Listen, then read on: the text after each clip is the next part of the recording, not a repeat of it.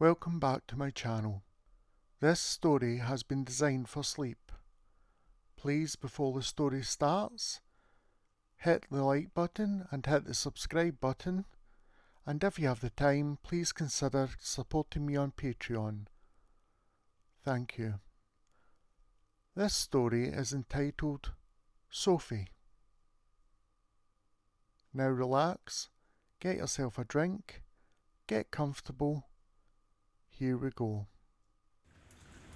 Janice loved browsing charity shops. There was something special about finding hidden treasures among the shelves of forgotten trinkets and second-hand books. That afternoon she stumbled upon a beautiful silver ring, its gemstone shimmering in the dim shop light. It was perfect for her granddaughter, Sophie. Sophie was an energetic 9-year-old with a passion for taekwondo. Recently her grandfather had even gifted her a pair of nunchucks, which she practiced with endlessly. That evening Janice was tasked with looking after Sophie alone, as her grandfather had an event to attend to. It was going to be a cosy movie night, just the two of them. "All right, my heart," Janice said, ruffling Sophie's hair. "I'm going upstairs to make the bed and get ready. You stay here and behave." Sophie nodded, twirling her nunchucks expertly, as her grandmother left the room. She practiced some moves, but curiosity soon got the better of her. What was taking Gran so long? Maybe she'd like to see her new tricks. Grabbing her nunchucks, Sophie climbed the stairs and entered the bedroom. The ring Janice had bought was resting on the bed, glowing faintly. Frowning, Sophie picked it up. A sudden burst of light shot from the ring, illuminating the entire room. A vortex of swirling shadows and eerie whispers spiraled open in the air. "Sophie, help!" Janice's voice rang out from the portal. Without thinking, Sophie sprinted and leapt through the shimmering void. The world beyond the portal was nightmarish. The sky was a sticky shade of purple, with jagged cracks of green lightning slashing across it. The air was thick and oppressive, carrying an unsettling chittering noise. The ground beneath Sophie's feet was twisted and uneven, covered in webbing that stuck to her shoes like tar. Towering black trees and thorny limbs loomed over her, their branches whispering in an unknown language. "Gran!" Sophie called, gripping her nunchucks tightly. "Over here!" Janice's voice was faint but clear. Sophie ran, dodging sticky strands of webbing.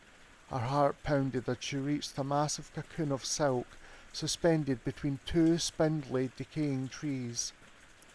Inside the cocoon, Janice's terrified face peeked through the webbing. "Sophie, get me out of here!" A bone-chilling screech echoed throughout the air. A monstrous spider, twice the size of a car, crawled forward, its 8 glowing red eyes locked onto Sophie, and its fangs dripped with venom. Sophie steadied herself. "Okay, ugly, let's see what you've got." The spider lunged. Sophie dodged, rolling to the side as its massive legs slammed down where she had stood. With a flick of her wrists, she spun her nunchucks, slicing through a strand of webbing, making the beast rear back. She ducked and weaved, striking at the creature's legs, making it stumble. Then she had an idea. She started between its limbs, darting back and forth, using the sticky webbing against it, wrapping its own silk around its spindly legs. The more it moved, the more it entangled itself. With a final twist, Sophie flipped and lashed her nunchucks, sending the last strands of silk around the creature's body. It shrieked in fury, thrashing wildly, but it was trapped. Panting, Sophie turned to her grandmother. "Hang on, Gran." She used her nunchucks to cut the webbing, freeing Janice, who stumbled into her arms.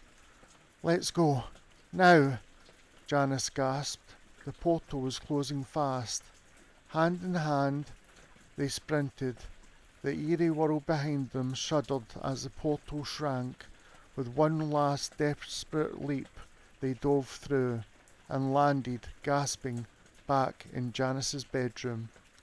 Later that night, both of them sat in bed, dressed in their pyjamas. The lights were dim and the air was filled with a warmth and safety. Janice turned to Sophie, squeezing her hand. "Thank you, my love. You saved me." Sophie yawned, rubbing her eyes. "Any time, Gran." Janice smiled. "Now, what movie do you want to watch?" Sophie let out a sleepy laugh. "I think I'll just go to sleep. I've had enough adventure for today." Janice chuckled, wrapping her arm around her granddaughter. "I agree. Sleep well, my little hero." As they drifted into a peaceful sleep, the ring sat on the bedside table, forgotten.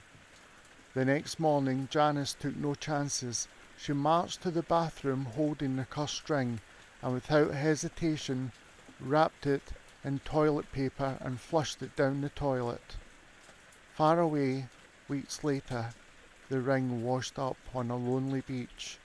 A dark glow pulsed from within the gemstone as an unknown hand reached down, picking it up. The wind howled ominously. That's all for this evening. Thank you for joining me. Sweet dreams.